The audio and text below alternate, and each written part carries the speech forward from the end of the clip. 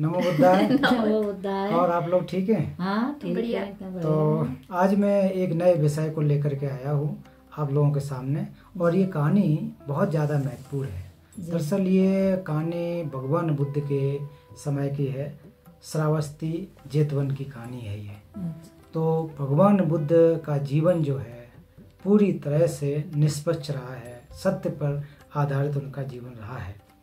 लेकिन भगवान बुद्ध को तो आपको पता है, उनके समय में भी बहुत सारे लोग उन पर लांछन लगाने वाले हुए, उनकी हत्या करने वाले हुए। तो उनमें से एक महिला थी, उसका नाम था चिंचा। तो आज चिंचा की कहानी आप लोगों के सामने मैं यहाँ पर बताने जा रहा हूँ। चिंचा श्रावस्ती नगर में रहने वाली एक महिला थी, और वो भी तपस्या इत्यादि करती थी। तो भगवान बुद्ध के समय बहुत सारे और भी तपस्वी हुआ करते थे, जो कि श्रावस्ती के आसपास ही रहते थे। उन्हीं के इर्द गिर्द देखा जाए तो वहाँ भी वो हुआ करते थे। तो जब भगवान बुद्ध की ख्याति बहुत ज़्यादा बढ़ रही थी, बहुत ज़्यादा वो प्रसिद्ध हो रहे थे, तो उनमें से दूसरे लोगों ने षड्यंत्र रचा। जैसे कि कभी कभी कोई प्रसिद्ध हो जाए तो लोग षड्यंत्र रचते ही हैं, उसको बदनाम करने के लिए षड्यंत्र रचा करते हैं। तो क्या हुआ कि श्रावस्ती में भगवान बुद्ध जब उपदेश देते थे, तो उपदेश देते समय बहुत सारे लोग वहाँ पर इकट्ठा हुआ करते थे। उपासक लोग, उपासिकाएं, भिक्षु, भिक्षुणी, सभी लोग आकर के उनके प्रवचन सुना करते थे। तो फिर दूसरा जो पक्ष था, जिनको तीर्थंकर कहते हैं, तो जो अबौद्ध परंपरा थी, तो उनको बहुत ज़्यादा जलन होने लगी कि ये भगवान बुद्ध जब से आए हैं तो उनका खाना पीना या उनको दान देने वालों की संख्या बहुत कम होती गई। तो क्या किया जाए कि इनसे लोगों का मन भटके। तो उनको मन भटकाने के लिए दूसरे पंथ के लोगों ने कोशिश की कि उनको किसी प्रकार से भगवान बुद्ध को लांछन लगाया जाए। तो उन तीर्थांतकों के समूह में एक महिला भी थी, जैसा कि मैंने अभी नाम बताया, उसका चिंचा नाम था। तो उससे कहा कि आप कोई कोशिश करो कि भगवान बुद्ध बदनाम हो जाए, लांछन कोई लगाओ। तो बोले अरे ये कौन सी बड़ी बात है, मैं स्त्री हूँ, स्त्री के सामने तो बहुत सारे लोग जो है नतमस्तक हो गए हैं। तो उसने कहा कि आप चिंता मत करिए, मैं ये काम करती हूँ। तो चिंचा ने क्या किया कि दिन में जब प्रवचन वहाँ होते थे तो वहाँ पर सभी लोग आते थे, राजा आते थे, राजकुमार आते थे, श्रावस्ती के जैसे सेठ सुदत्त थे वो आते थे, विशाखा जो बहुत बड़ी धनाढ़ थी वो प्रवचन सुनने आती थी। उसके अलावा हजारों की संख्या में भिक्षु आते थे, सभी लोग वहाँ प्रवचन सुनते थे। तो उसने जब षड्यंत्र रचा तो क्या किया उसने कि भगवान बुद्ध जब जेतवन में प्रवचन देते थे तो प्रवचन जैसे ही खत्म होता था तो सभी लोग प्रवचन खत्म होने के बाद घर जाते थे। तो उसी समय वो चिंचा क्या करती थी, पूरा सज धज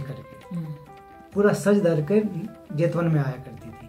तो जेतवन के जो एंट्रेंस है, जो गेट है, उस गेट से जेतवन का चक्कर लगाते हुए पीछे निकल जाया करती थी दूसरे गेट से। और पीछे जो षड्यंत्रकारी लोग रहते थे उनके ग्रुप में जाकर के मिल जाते थे। अच्छा। और फिर जब लोग पूछते थे कि अरे ये चिंचा तुम अब क्या करने जा रही हो, तो तुमको क्या मतलब, कह देते ना कि महिलाएं ऐसी कि तुमको क्या मतलब, हमारा जीवन है, हम कहाँ जाएं। तो फिर सुबह के टाइम क्या होती थी, वो रात भर वहाँ रह जाती थी। ये जो आश्रम अन्य लोगों के भी वहाँ पर निवास स्थान थे, उनके पास जाकर के रात भर रहती थी, है ना, उनके षड्यंत्रकारी, या फिर अपने घर जो भी है चली जाती थी। सुबह जब प्रवचन या दूसरे दिन जब प्रवचन होना प्रारंभ होता था तो फिर वो वैसे ही खुले बाल और वैसे जैसे सो के उठता है इंसान, तो ऐसे जैसे लगता है कि अभी सो के आया है या उठ के आया है। तो फिर लोग बड़ी नज़र से देखते थे। हर रोज का ये क्रम होता था। जब उससे पूछते थे अरे चिंचा कहाँ जा रही हो, तो तुमको क्या मतलब, है ना, हम अपने जा रहे हैं। तो ऐसे जेतवन के चक्कर लगा के पीछे से चली जाती थी।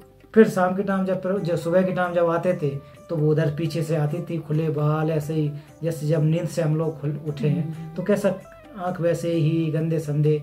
और जब एंट्री करती थी शाम के टाइम बहुत सज धज के, तो लोगों को तो निश्चित रूप से मन में आता ही है कि यार सब लोग वापस जा रहे हैं और ये जेतवन में जा रही। मान लीजिए हमारे घर पे अभी कोई आए शाम को, लेडीज या लड़की, और फिर लोग संदेह करेंगे ना कि सज धज के आ रही, सुबह कैसे जा रही है, सुबह तो ऐसे ही जा रही। तो लोगों के मन में ये विचार आना लाजमी है।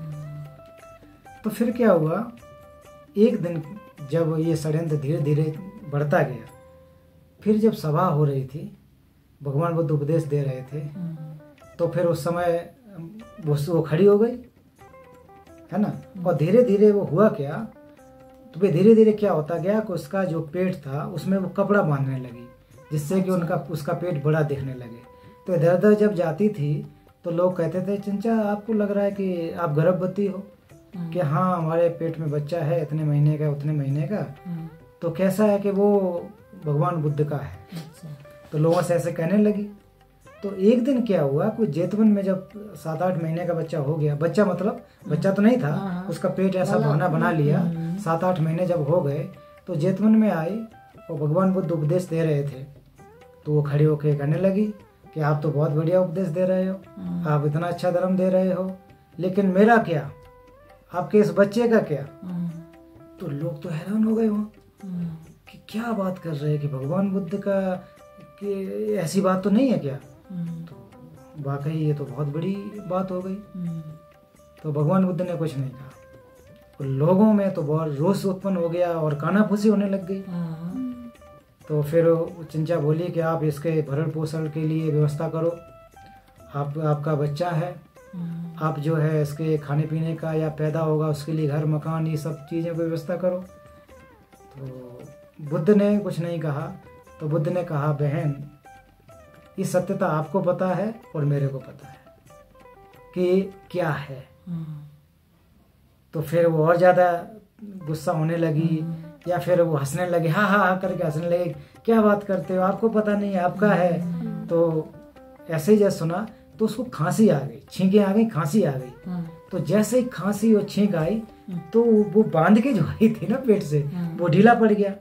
तो ढीला पड़ गया तो बड़बड़ा करके जो लकड़ियां बनी थी उसके पेट से नीचे गिर गए। तो जैसे जब लांछन देखे तो उसमें उस सभा में देवता भी थे, है ना। कहा जाता है कि शक्र जो देवता थे तो उनको बड़ा क्रोध आया। और जब ऐसी घटना होती है, जब किसी महापुरुष पर लांछन लगाए जाते हैं, तो ऐसी घटना होती है, वो बहुत कम जो शक्र इत्यादि को पता लगती है। या तो वो उनकी उम्र बहुत ज़्यादा हो रही हो, क्योंकि उनकी उम्र हजारों वर्ष मानी जाती है, या कोई महापुरुष पर ऐसे कोई लांछन लग रहे हों। तो फिर जब उनका सिंहासन हिल गया, जब देवता का, शक्र देवता का सिंहासन हिल गया, सिंहासन जब हिल गया तो फिर उनको क्रोध भी पता लगा लिया क्या क्या ये महिला क्या कर रही है। तो बुद्ध ने फिर भी देखो बिल्कुल नाराज नहीं हुए कि आप जानती हो और मैं जानता हूँ, आप ये जानती हो, आप झूठ बोल रही हो, और मैं जानता हूँ सत्यता क्या है। तो फिर क्या हुआ कि उसी समय इतना ज़्यादा एक प्रकार से पृथ्वी कह रहे कि पृथ्वी फट गई, और वो जो चिंचा जी थी उसी में जाकर के समा गई, और जो अभीच नरक है उसमें उसका जन्म हुआ मतलब उसमें जाकर के वो बहुत ही बुरी दुर्गति से वो मरी। तो कहने का इस कहानी का अर्थ ये है कि भगवान बुद्ध को लांछन भी लगाया गया, है ना, क्योंकि उनका जो चचेरा भाई था देवदत्त, भगवान बुद्ध को हमेशा ही नुकसान पहुंचाता रहा। तो ये जो मंडली कमंडली जो भी थी उस ग्रुप की ये मंडली हुआ करती थी, तो उन्होंने उनको दूषित करने का कोशिश किया, मतलब उनको नीचा दिखाने, हाँ उनको नीचा दिखाने के लिए कोशिश किया, लेकिन जो सत्यता थी वो सत्यता ही थी। तो इसलिए भगवान बुद्ध के इससे ये समझ में आ रहा है कि उनको कोई नहीं डिगा पाया। भगवान बुद्ध को कोई सुंदर से सुंदर महिला, और उस चिंचा के बारे में कहा जाता है कि बहुत ज़्यादा सुंदर महिला थी, बहुत ज़्यादा। वो सन्यासिनी भी थी, तपस्या इत्यादि करती थी, लेकिन उसको गलत संगति के द्वारा बदनाम कराया गया। अब देखो इससे क्या कहानी नहीं है, सत्यता है। उससे एक तो उसका अपना चरित्र खराब हुआ, दूसरा जो दूसरे पंथ के थे जो करवा रहे थे षड्यंत्र, उनका खुलासा हो गया, भंडा फोड़ हो गया, है ना। और भगवान बुद्ध का तो कुछ हुआ नहीं, कुछ उनका बिगड़ा नहीं, उल्टा ही उनका और अच्छाइयाँ सामने आने लगी। वो दरअसल इसलिए तो हुआ था कि दूसरे लोग का जो व्यवस्था थी वो धीरे धीरे कम होती चली जा रही थी। सारे के सारे लोग जो है भगवान बुद्ध के उपदेश सुनने आते थे, उनको दान देते थे, उनका सब व्यवस्था करते थे। तो इस तरह से जो चिंचा की कहानी है, ऐसे बहुत सारे लोग हैं, बहुत सारे लोगों की कहानियाँ मिलती हैं। इसके अलावा भी बहुत सारी महिलाएं हुए हैं जो अच्छी हुई हैं, जो चिंचा है वो दुष्ट उसके रूप में जानी जाती है, एक बहुत खराब महिला के रूप में जानी जाती है। तो इसलिए पाली में भी सूत वचन आता है कि चिंचा दुष्ट वचनं जनकाय मध्य, कि चिंचा ने भी भगवान बुद्ध को जनपद के या लोग जो थे, जो है ना जन समूह था, उसके उनके सामने भी उनको दुष्ट वचन बोले। लेकिन फिर भी भगवान बुद्ध ने देखिए अपनी करुणा के माध्यम से, प्रेम के माध्यम से उसको कुछ नहीं बोला, है ना, उसको कुछ नहीं बोला और कहा कि ये तो आपका कर्म है। तो उस कर्म की वजह से उसका ये हाल हुआ। तो बुद्ध ने ना तो उसको पकड़वाया, ना उसकी हत्या की, कुछ नहीं किया। तो कुल मिलाकर के कोई भी महापुरुष हो, है ना, कभी भी लांछन नहीं लगाना चाहिए। लांछन लगाने से बहुत ज़्यादा खुद का नुकसान होता है। खुद के द्वारा जो पुण्य कर्म किए गए हैं उसमें कमी आती है, बहुत ज़्यादा आपको नुकसान हो सकता है। इसलिए किसी भी कोई भी पंथ परंपरा का हो, किसी भी परंपरा, कोई भी बौद्ध धर्म मानता हो, हिंदू धर्म मानता हो, मुस्लिम हो, जैन हो, जो भी जिसको मानता हो, उस कभी भी व्यक्ति की हमें निंदा नहीं करनी चाहिए, लांछन नहीं लगाना चाहिए। क्योंकि जो व्यक्ति है उसके अंदर तो बुराई नहीं है। हाँ, अगर बुराई है तो अलग बात है, लेकिन बुराई नहीं है। बुराई नहीं होने के बाद अगर लांछन लगाते हैं तो हमारे जो कुशल कर्म है, जो अच्छाइयाँ हैं, उस पर एक प्रकार से आपको बुराई लगेगी, एक प्रकार से आपको नुकसान होगा। क्योंकि जो सत्य पुरुष है, जो सत्य की बात करता है, जो सच्चा पुरुष है, तो वो तो सच्चा रहेगा ही रहेगा। और आप एक प्रकार से झूठे हो जाते हैं, है ना। सामान्य पुरुष जो झूठा हो जाता है छोटे लालच के लिए। बहुत सारे ऐसे केस आपने देखे होंगे आज के समाज में भी, कि कई महिलाएं जो हैं लांछन लगा देती हैं कि मेरे साथ बलात्कार हुआ, मेरा ऐसा ऐसा है, बहुत ज़्यादा लांछन लग जाते हैं। तो लांछन, हालांकि जो गलत तरीके से उनको फंसा दिया जाता है ना। आजकल इतना हमको नहीं लग रहा है कि बहुत अच्छी तरह से न्याय अगर नहीं हो पाता है, कभी कभी तो वो गलत तरीके से फंस जाते हैं, लोगों का जिंदगी बर्बाद हो जाता है। हाँ, उसका अंत बहुत खराब होता है। तो कुल मिलाकर के ये सोचना चाहिए कि हमें किसी के लिए भी लांछन नहीं लगाना चाहिए। तो दोस्तों, ये जो है चिंचा की कहानी है, संक्षेप में मैं आपको बताना चाह रहा हूँ कि ये चिंचा की कहानी है।